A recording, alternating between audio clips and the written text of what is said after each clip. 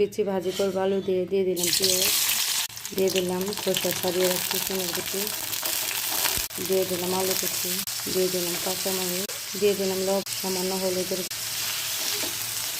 সিমের বিচি দিয়ে আলু দিয়ে ভাজি করলে খুব ভালো লাগে।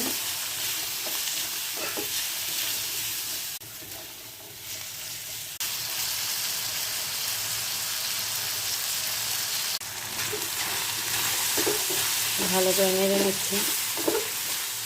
এখন দিয়ে দেবো টমেটো কুচি,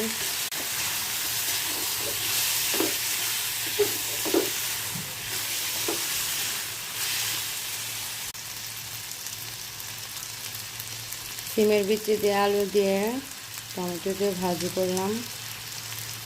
এটা রুটি ও ভাতের সাথে খাওয়া যায়।